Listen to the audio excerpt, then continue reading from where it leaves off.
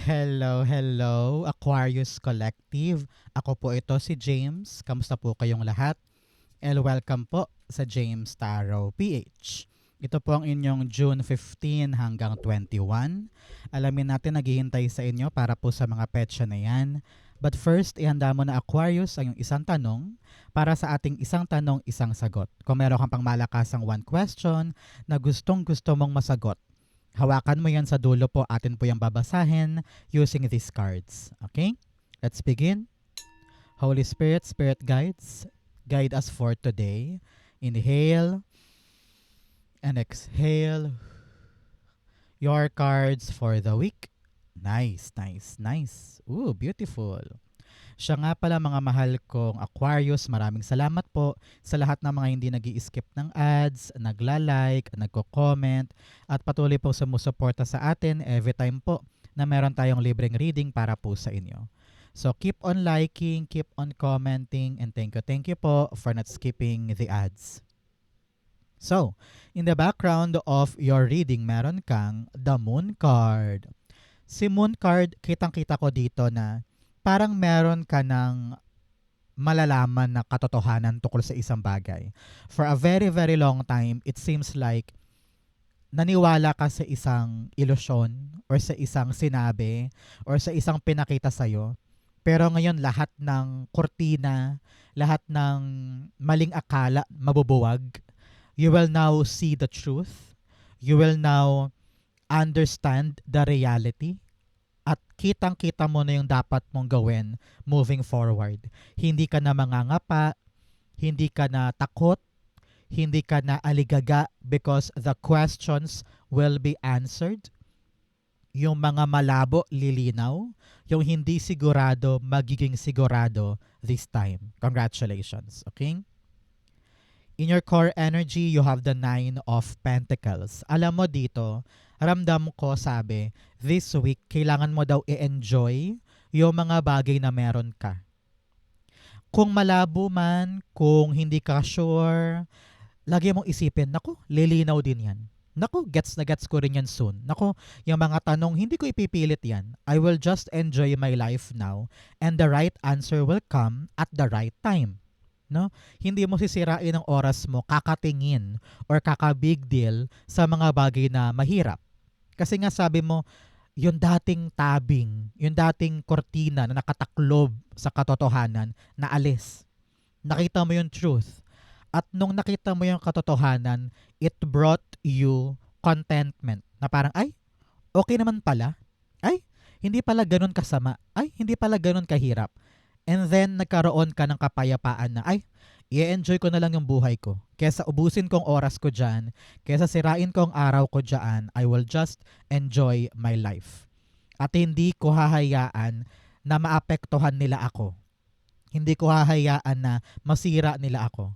I have a beautiful life with my family, with my friends, sa ipon ko, sa negosyo ko, sa kapirahan ko. I-enjoy ko to. Ito na lang ipa-prioritize ko. My independence, my freedom, my money. Kung maliit man yan o malaki, hindi yan importante. Ang importante meron ka. Ito yung linggo na super grateful ka sa mga bagay na meron ka ngayon. Kasi na-realize mo, wow, I am blessed. Okay? The 9 of Pentacles, the 2 of Cups. Especially sa mga pag-uusap na ito. Kung ito man ay sa kontrata, negotiation, agreement, or pakikipag-usap mo sa iyong business partner, o sa iyong lover, sa iyong asawa, no? Itong mga clear communication ang lalong nagpatibay sa iyo na parang, okay lang, kaya ko mag-isa, okay lang, kahit ayaw mo sumang-ayon, okay lang. At least naliwanagan na ako. At least gets ko na kahit umuo ka man or hindi, kaya ko tong mag-isa. So bang-ayon ka man or hindi, at least gets ko na hindi na ako takot, hindi na ako may agam-agam, hindi na ako mag-iisip ng what if ganon, what if ganyan, what if ganito. Hindi na. Malinaw na yung sagot, gets ko na, tatayo na ako. I'm just gonna enjoy my life and go forth with what I want to do. Parang ganyan. So congratulations. So Aquarius, ano ba to mga pag-uusap na ito na talaga namang hinihintay mong maganap? para makalaya ka na doon sa problem at ma-enjoy mo na yung buhay mo? Comment down below. Alam mo, marami na nag-comment sa akin dito na nung sinulat nila, natupad sa kanila. So comment down below, baka mangyari din sa'yo. Okay? In the area of what you need to focus on, meron kang the Four of Swords. Sabi dito, Aquarius, magpahinga ka ngayon. No? I-prioritize mo yung rest, i-prioritize mo yung mga day off mo, yung mga tulog mo, sikapin mo na makapito ka man lang or maka-8 a night, no? Sabi rin dito, ang pahinga ay hindi lang tungkol sa tulog. Minsan, ipahinga mo rin ang isip mo, kakaisip sa mga bagay na hindi mo naman kontrolado. Halimbawa, iniisip mo kung makakapasa kaya ko doon, na ipasa ko na yung dokumento eh. Kung naipasa mo na, wag mo nang isipin. Let it go. Hintayin mo na lang yung resulta. Wala ka namang magagawa na, naibigay mo na, di ba? So, kung ano yung mga bagay na wala na sa kamay mo, naibigay mo na, nagawa mo na, hintayin mo na lang. No? That is also a type of rest. Ipahinga mo rin yung puso mo sa kakalaban, sa kakabira, sa mga taong ayaw ka namang papasukin or napakalabo ng kanilang commitment. Ganyan. Doon ka pumunta sa mga sigurado. Doon ka pumunta sa mga alam mong meron kang mahihita. So, yung mga bagay sa paligid mo na asungot lang, na binibigyan mo ng effort and you realized, ay, bakit ba ako nag-e-effort dyan? Eh, wala naman ako napapala. Na-realize mo yung tama. And then, i-let go mo yon. Pahinga yon, no? I-rest mo, i-leave mo yon. Sa panahon to para isipin kung ano ba yung ka-effort at ano yung worthy ng aking energy. Okay? Four of Swords, you have the Knight of Wands. Okay? Sabi dito ng yung spirit guides, patungkol sa mga nilalaban mo ngayon, mga projects, mga kapirahan, mga negosyo, mga good things or blessings sa talaga namang gusto mong lakarin at kunin. Sabi dito, itaas mo sa Diyos. I-pray mo sa Kanya. Sabi mo, God, ito po yung mga laban ko.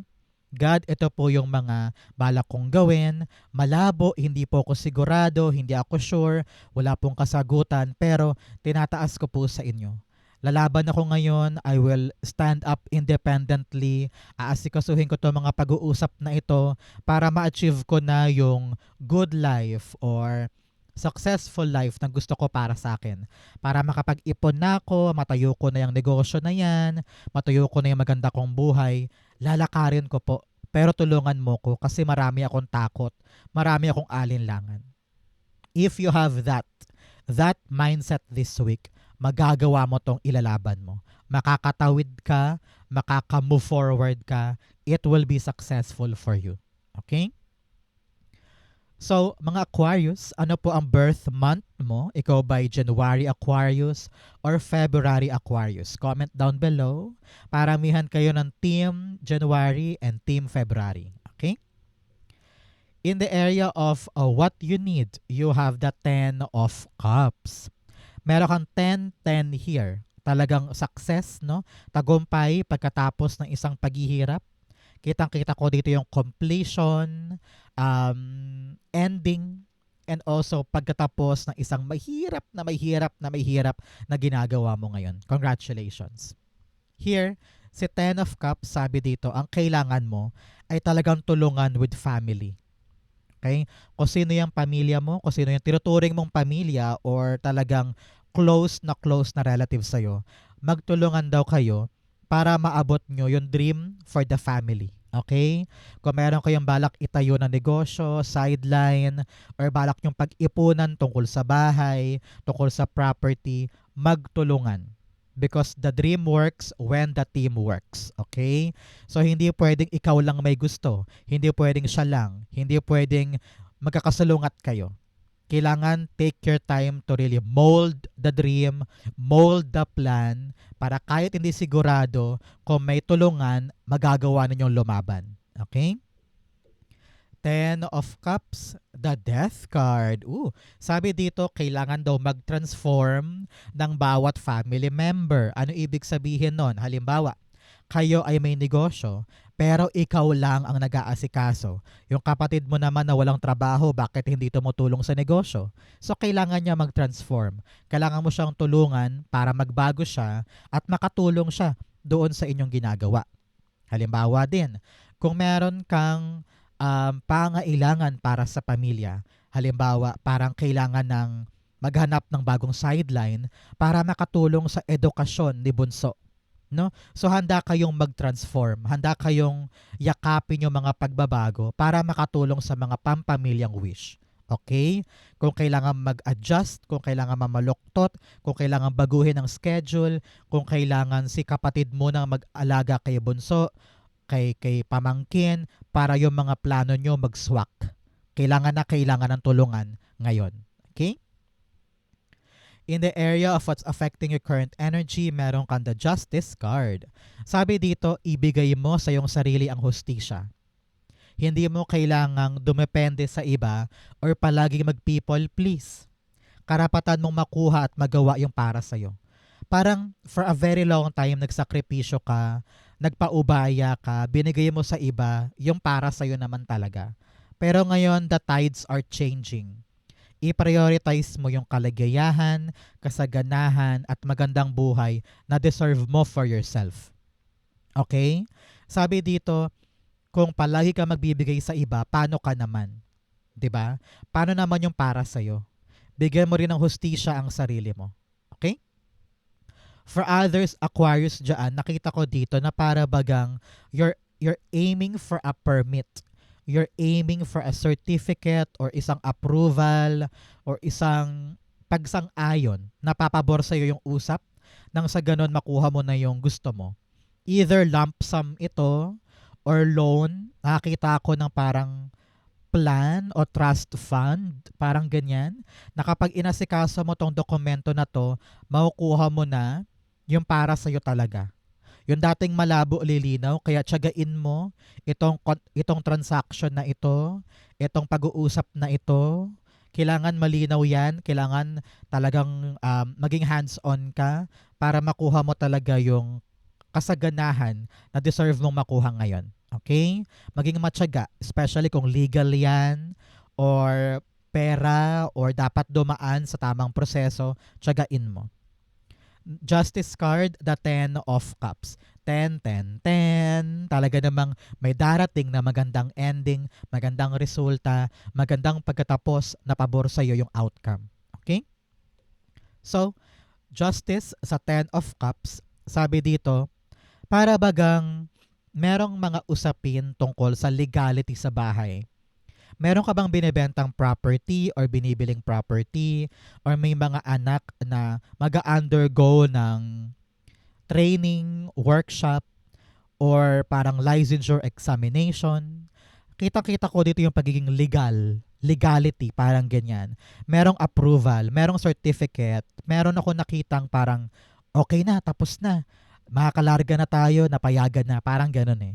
Kung ano man tong legality of approval na ibibigay sa family member o sa business ninyo o sa inaasikaso ninyo, magre-rejoice ang pamilya dahil magagawa mo na. Either one of you nakapasa sa isang trabaho abroad or nakapasa sa isang scholarship or nagkaroon ng pagkakataon para umunlad ang buhay.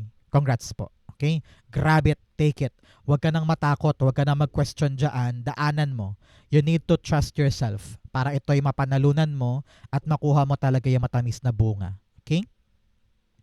In your near future, eto ka, the 8 of Pentacles. Talagang super busy mo sa iyong inaasikasong pagkakaperahan. Whether trabaho to, negosyo, passion project, or posisyon sa kung ano man yan, talagang sobrang busy mo. Pinapakita mo every single day na magaling ka, that you are able, that you are capable, that hindi nasasayang yung bayad sa'yo, parang ganyan. Nakita ko rin dito parang dadami yung kliyente mo, aabutin mo yung quota, tapos maraming nakakakita ng husay mo at galing mo. Kung ikaw ay content creator, kitang-kita ko dito para mag-viral ka, parang ganyan. So, merong pinagpapatunguhan yung iyong hard work. At yung malabo, malinaw na. Yung hindi sigurado, sigurado na. Dahil na-realize mo, kayang-kaya ko to. And I have the talent, I have the skills, I have the ability para umunlad dito. Congratulations. Eight of Pentacles, the Knight of, the King of Swords rather. King of Swords is all about assurance. It's all about parang pananalig mo na magagawa ko to. Malinaw sa akin kung ano yung purpose ko. Malinaw sa akin kung ano yung dapat kong unahin. Ano yung dapat kong pagtrabahuhan. Ano yung dapat kong lakarin. Kung ano yung makakatulong sa akin na worthy ng aking pagod. Kung ako'y magpapagod lang din naman, ilalaan ko na sa meron ako mahihita. Ganon ka na eh. No? Very matalino ka, very strategic ka. Kaya kahit ano ang kailangan mong pagsumikapan, magagawan mo ng paraan. Magagawa mo tong mapagtagumpayan. Congratulations. In your challenge, meron kang the 10 of Wands. Sabi dito, meron kang mga pinapasan na dapat mo nang tapusin. Dapat mo nang i-give up. Example, ikaw ang breadwinner ng family. Lahat ng bills sa bahay, ikaw ang sumasagot. Pero na-realize mo, ay, yung isa kong kapatid, may trabaho naman. Yung isa ko pang kapatid, meron siyang bagong work. So, maaaring yung ibang responsibility, ipasa mo na sa kanila para makagaan sa'yo. Hanggat mabigat pa rin yung pasan-pasan mo, lalo ka matatagalan na dumiretso sa journey na ito. Okay? Alam ko na pagod ka na, nahihirapan ka na, hindi masamang magpahinga, hindi masamang matulog o kaya mag-leave o kaya magbakasyon. Ibigay mo sa sarili mo yung mga pahinga na kinakailangan para kada araw makalaban ka pa rin dito. Okay? Pero sabi ko nga, kung meron ka mga pinapasan-pasan dyan na dapat mo nang bitawan, kung meron ka mga kinikim-kim na dapat mo nang i-let go, puot man yan, or resentment, or tampo, kailangan ng palayain sa puso para hindi ka na mahirapan. 10 of Wands, the 3 of Wands. Yes, here, sabi ng yung spirit guides, kaya daw hindi ka makalarga-larga dahil marami ka pang pinapasan. Very clear na to ngayon. Meron kang gustong gawin, meron kang gustong abutin, meron kang gustong puntahan, pero hindi mo siya magawa-gawa dahil maraming nakaharang. Maraming kailangang unahin, maraming kailangang asikasuhin, pero kung ipapasa mo na yung iba sa ibang capable naman, sa ibang able naman, magagawa mo nang yakapin itong bagong darating. Example, gusto mong puntahan na yung trabaho sa Maynila, pero hindi ka makaalis-alis dahil ikaw ang nag-aalaga kay pinsan, ikaw ang nag-aasikaso sa mga aso, ikaw nagbabantay ng tindahan.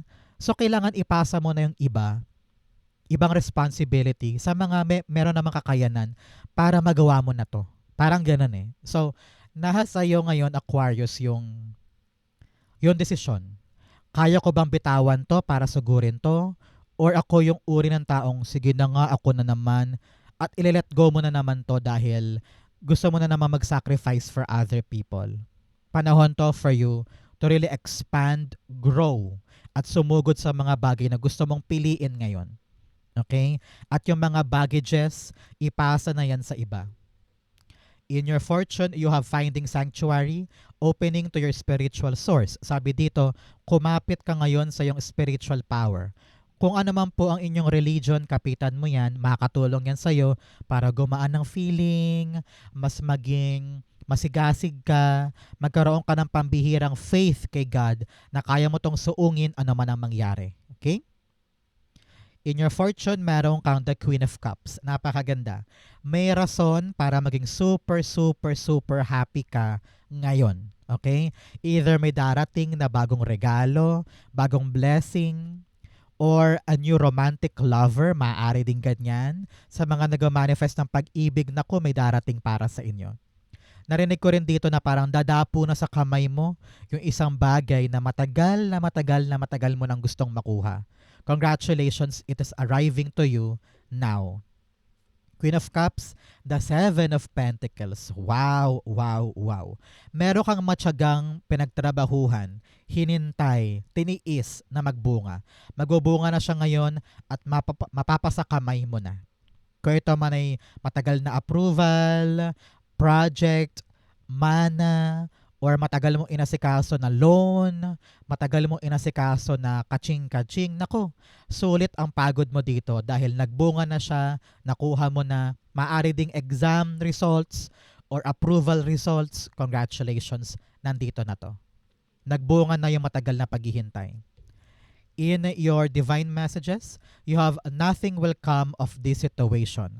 Yung mga bagay na kinakatakot mo, yung mga bagay na parang hindi ko alam, hindi ako sure, aatras ba ako? Nako, walang mangyayari sa mga kaduwagan na yan or kalituhan na yan.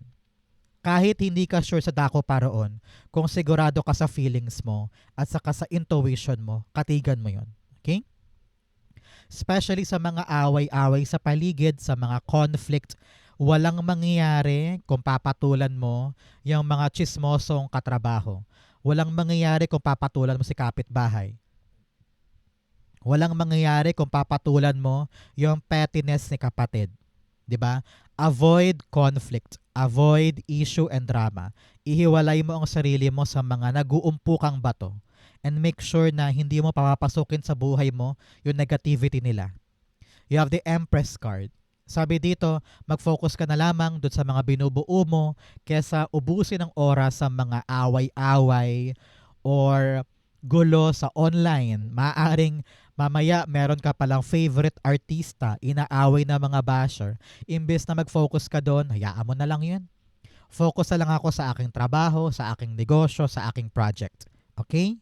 Kung saan ka magiging productive, doon ka na lang maglaan ng effort. Maging professional ka ngayon and piliin mo yung mga laban mo. Okay? Outcome mo yan, bigyan mo na kita ng fortune cards. You have hills, obstacles to overcome. Sabi dito, meron ka talaga mga laban na dapat mo pagtagumpayan, pero piliin mo yung mga away na papasukin mo. You also have mountain, major challenge to overcome. Yes, ito yon. Yung mga bagahin mo, yung mga daladalahin mo, kailangan talagang malagpasan mo yan, maibaba mo na para makasugod ka na sa mga dapat mong puntahan. You also have broom, new hope, new home, new attitude. Wow! Sa mga nag-manifest po dyan ng bagong bahay, bagong lugar, bagong kumpanya, bagong galawan, this is your confirmation. Darating siya. You also have purse, pay attention to your finances. Sabi dito, ingat-ingat ka sa iyong kapirahan. Hindi pwedeng clueless ka sa kung paano mo hinahawakan ng pera mo ngayon. Dapat kung ano yung lumalabas, bantay sarado. Kung ano yung mga pumapasok, iniipon mo yan. Okay? And sabi dito, i-enjoy mo yung mga meron ka ngayon. Okay? Ang outcome mo ito, Aquarius, for June 15 to 21, you have the Judgment card. Yes, pagkagising. Sabi ko nga, yung mga tanong masasagot. Yung mabigat, gagaan. Yung malabo, lilinaw. Ngayon, gets mo na parang, God, ito ba talaga yung para sa akin? Kahit mahirap, kahit nakakapagod, diniretso ko, na-realize mo, wow, tinetest lang talaga ako ni God kung kaya ko bang suungin to kahit takot ako. Kahit wala akong pinanghahawakan, susugurin ko ba to? Ipagalaban ko ba to? At na-realize mo, yes, wow, nagets ko na kaya pala hindi para sa akin yun, kaya pala ito yung binigay sa akin ni God kasi ito pala talaga yung para sa akin. At na-realize mo yan. Ngayon, mas independent ka na, mas nakatayo ka na, alam mo na dapat i-prioritize yung para sa akin, na dapat kong itama yung mga dapat itama, dapat kong mag-adjust o mag-transform ang pamilya para maabot namin yung dapat naming maabot.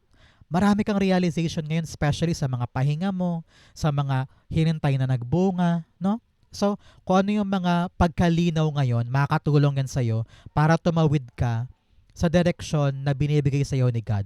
And soon enough, wala nang doubts, wala nang issue, wala nang kalituhan, malinaw sa'yo kung ano yung pinapagawa sa'yo ni God. Okay? Judgment, the Four of Swords. Yes, panatag ka na. Relax ka na kasi gets mo na yung gusto niyang ipagawa sa'yo. Halimbawa, ikaw ay nag-a-apply sa isang trabaho, pero sabi mo ay hindi ako college graduate, hindi ako expert sa ganyan, pero bakit parang ganun? Gusto ko mag-apply doon. Tinatawag talaga ako ng aking damdamin na simulan ko to. Pero sabi mo, sige, gawin ko na, sundin ko na, puntahan ko na, baka mamaya para sa akin pala talaga yan. Nung pumunta ka, nakapasa. So dahil nakapasa ka, na-realize mo, God, ito ba talaga yung para sa akin? Gusto mo ba talaga na kunin ko to? At nung niyakap mo, nagdulot siya sa'yo ng kapanatagan and you realize, this is for me. This is God's direction for me. Nayayakapin mo, gagawin mo, panatag, magaan sa puso. Congratulations. Narinig ko rin dito na napakinggan yung dasal mo ha. Meron kang dasal na napakinggan, so darating siya para sa'yo. Congratulations. Okay? So Aquarius, tumako na tayo sa yung isang tanong, isang sagot. Pumikit ka na ngayon. Isipin mo na yung isang tanong mo. Okay? Inhale and exhale the answer to your question. Three of Cups, the Four of Pentacles, and the Ace of Wands. Beautiful. At the bottom, you have the Chariot card. Yes, yes, yes. Panahon na para lumarga, umabante dyan sa question mo. Panahon na para tahakin yung unfamiliar territory, unfamiliar journey na iyan. Kung takot ka ngayon atras abante ka, sabi dito, this will be good. Kitang-kita ko dito yung liwanag na magandang pagkakataon ito, magandang chance ito, ilaban mo. Huwag kang matakot, huwag kang masyadong protektado ang sarili, no? You're overprotecting yourself. Ayaw mong gumalaw kasi ayaw mo magkamali, ayaw mo mag-fail, ayaw mong sumubok man lang. Pero sabi dito, if you could just open yourself and charge forward with the idea, you will celebrate soon. Okay? Meron kang i-harvest or malaking selebrasyon, malaking tagumpay soon. Dahil nilaban mo, dinaanan mo yung proseso nitong idea o nitong opportunity na ito. Open yourself. Yan ang kalaban mo ngayon. Masyado kang takot gumalaw. Pero pag binuksan mo ang sarili mo sa mga opportunity and journey, magkatagumpay ka soon, you will celebrate soon with friends and family. Maganda to. It will lead you to your stability, whether sa pera man, trabaho, or love life. So good, laban. Huwag mong sayangin. Darating ka sa isang malaking pagdiriwang para dyan. Okay? So Aquarius, if you're waiting for a yes or no, the answer is yes. Congratulations. Maganda tong tatahakin mo na ito. Okay? So Aquarius, ito po ang yung isang tanong, isang sagot. Ganon din po ang yung June 15 to 21. Sa po kayo nakaresonate, comment below. Babasahin ko po yan. Thank you Holy Spirit, Spirit Guides for the clarity for today. Thank you po for watching hanggang dulo. I love you. This has been James for James Tarot PH. God bless everybody.